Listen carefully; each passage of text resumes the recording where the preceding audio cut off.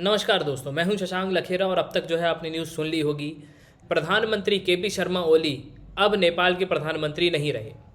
बहुत सारे सांसद जो हैं वो इनसे अलग हो गए हैं और एक और पार्टी थी जिन्होंने इनकी पार्टी का समर्थन किया था, उन्होंने अपना समर्थन वापस ले लिया है। तो फ्लोर टेस्ट में ये हो गए हैं फेल और अब नेपाल के प्रधानमंत्री नहीं रहे केपी शर्मा ओली। हर एक देश में आपको संसद देखने को मिलेगी, जैसे भारत में हमारी पार्लियामेंट, वैसे ही आपको हर एक देश में एक पार्लियामेंट देखने को मिलेगी। हो सकता है किसी देश में सिर्फ एक ही हाउस हो, किसी देश में दो हाउस हो, लेकिन जैसे भारत की पार्लियामेंट है वैसे ही नेपाल की पार्लियामेंट आपको देखने को मिलेगी। भारत की संसद में दो हाउस हैं, लोकसभा और राज्यसभा, अपर हाउस और लोअर हाउस। वैसे ही नेपाल की जो पार्लियामेंट है वहाँ भी आपको दो हाउस देखने को मिलेंगे, एक है अपर हाउस और एक है लोअर हाउस। और हर एक सरकार को अपनी मेजॉरिटी जो है प्रूफ करनी होती है कि हाँ, इतने सांसद जो है हमारे साथ हैं, इतने सांसद जो है हमारे पक्ष में हैं, तभी जो है मेजॉरिटी प्रूफ होती है और उनकी सरकार जो है बनी रहती है। जैसे भारत में आपको नो कॉन्फिडेंस मोशन देखने को मिलेगा, जो अपोजिशन की सरकार है वो यहाँ पे नो कॉन्फिडेंस मोशन लेके आ जाती है। सरकार को जो है कॉन्फिडेंस शो करना होता है कि हाँ, इतने सांसद जो है वो हमारे साथ हैं और हमारी सरकार जो है बिल्कुल यहाँ पे प्रॉपर वर्क कर रही है। वैसे ही नेपाल के जो करंट प्रधानमंत्री थे केपी शर्मा ओली, उनको भी यही करना था, लेकिन उस टेस्ट में, जो फ्लोर टेस्ट, उसमें वो अपनी मेजॉरिटी हार गए और अब वो यहाँ पे प्रधानमंत्री नहीं रहे। और इस पे आपको आर्टिकल भी देखने को मिलेगा। यह आर्टिकल द हिंदू का है। Nepal prime minister Oli loses vote of confidence in house of representative. तो KP Sharma Oli lower house में अपना कॉन्फिडेंस शो नहीं कर पाए। तो क्या हुआ है, कितनी सीट से नेपाल में कौन सी वो पार्टी है जिसने अपना समर्थन जो है वापस ले लिया है केपी शर्मा ओली की पार्टी से, काफ़ी कुछ जो है हम इस वीडियो में डिस्कस करने वाले हैं।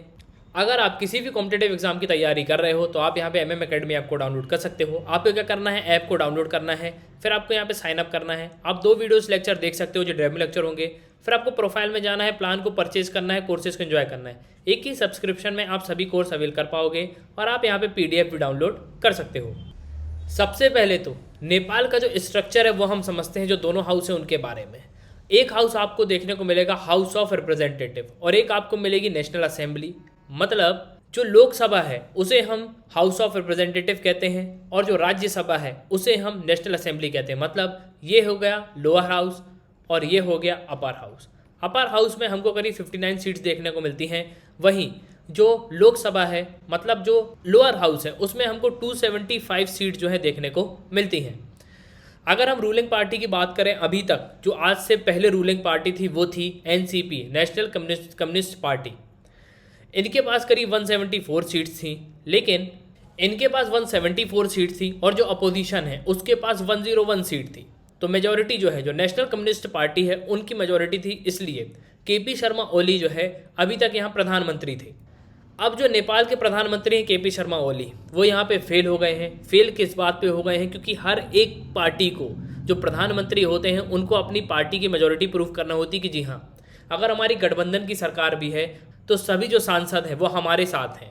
और पार्लियामेंट में ये प्रूफ करना पड़ता है उस हाउस में कि हाँ, इतने जो सांसद हैं ये मेरे साथ हैं और वो यहाँ पे अपना मत देते हैं। और ये उस मेजॉरिटी को यहाँ बताने में फेल हो गए और नेपाल के संविधान के हिसाब से इनकी जो पोस्ट है प्रधानमंत्री की वो चली गई। अब ये प्रधानमंत्री नहीं रहे नेपाल के। और इस पर आप ट्वीट भी देख सकते हो। ये ट्वीट ANI की है। Nepal PM KP Sharma Oli loses confidence vote in parliament. देखो, इन सबको समझने से पहले एक बार जो है हम पूरे नेपाल की पॉलिटिकल पार्टीज को समझते हैं। नेपाल में रूलिंग पार्टी थी नेशनल कम्युनिस्ट पार्टी, जो अभी तक रूलिंग थी, मतलब कल तक, ठीक है। उसके बाद अगर हम बात करें तो सेकंड पार्टी हमको देखने को मिलती है national Congress. National communist party के पहले जो रूलिंग पार्टी थी वो थी नेशनल कांग्रेस और शेर बहादुर डेबुआ, तो ये जो है प्रधानमंत्री थे। फिर उसके बाद जब री इलेक्शन हुए 2018 में, तब केपी शर्मा ओली की जो है सरकार आई। वहीं अगर हम नेपाल के पार्लियामेंट की बात करें तो नेपाल का जो पार्लियामेंट है आपको 2 हाउस देखने को मिलेंगे। एक हाउस आपको मिलेगा अपर हाउस, जिसे नेशनल असेंबली के नाम से जाना जाता है और करीब 59 सीट्स हमको देखने को मिलती हैं। वहीं लोअर हाउस जो है उसे हम हाउस ऑफ रिप्रेजेंटेटिव कहते हैं। मतलब जो पब्लिक द्वारा लोग चुन के जाते हैं वो हाउस ऑफ रिप्रेजेंटेटिव में बैठते हैं और ये हमको करीब 275 सीट्स देखने को मिल रही हैं। वहीं अगर हम केपी शर्मा ओली की बात करें तो केपी शर्मा ओली जो है ये 2015 से 2016 तक प्रधानमंत्री रहे हैं। फिर उसके बाद ये प्रधानमंत्री नहीं रहे।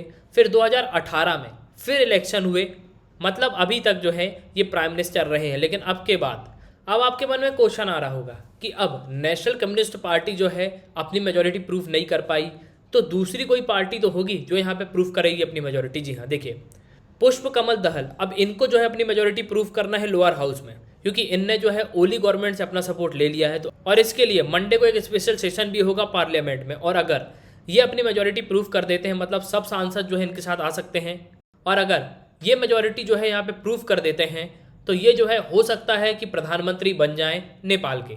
तो अगर केपी शर्मा ओली को अपनी सरकार बचानी थी तो इनको कितने वोट चाहिए थे? देखो टोटल सीट्स हैं 275, और 275 में से करीब जो है 136 वोट चाहिए थे, लेकिन इनको मिले सिर्फ 93। और वहीं पे 124 जो वोट्स हैं वो केपी शर्मा ओली के अगेंस्ट में थे, और इनमें से जो 15 एमपीज़ है वो यहाँ पे न्यूट्रल रहे, और करीब 35 एमपीज़ ऐसे थे जो वोटिंग देने नहीं आए। और यहाँ पे सबसे एक इम्पॉर्टेंट बात ये हुई कि जो फ्लोर टेस्ट था उसमें करीब बहुत सारे एमपीज़ जो है उन्होंने ये डिसाइड किया कि हम जो है इस सेशन को अटेंड ही नहीं करेंगे। और इन्हीं की पार्टी के एक लीडर हैं भीम रावल, उन्होंने ये कहा कि करीब 20 से ज़्यादा जो एमपीज़ हैं, एमएलए हैं, उन्होंने ये कहा है कि हम जो है इस सेशन को बॉयकॉट करते हैं। और इन्हीं की पार्टी के लोग यहाँ पे ये कह रहे थे कि ओली को जो है अब यहाँ पे ज़्यादा वोट नहीं मिलेंगे, और हो सकता है कि उनकी जो है प्राइम मिनिस्टरशिप भी यहाँ पे चली जाए। और एट लास्ट यही हुआ कि अब नेपाल के प्रधानमंत्री जो है केपी शर्मा ओली नहीं है। तो अब आपको क्या लगता है आने वाले कौन प्रधानमंत्री हो सकते हैं? क्या वापस जो है लोग इनके समर्थन में आएंगे या नहीं? कमेंट बॉक्स में आप लिख सकते हो। सुनने के लिए बहुत बहुत धन्यवाद। जय हिंद, जय भारत।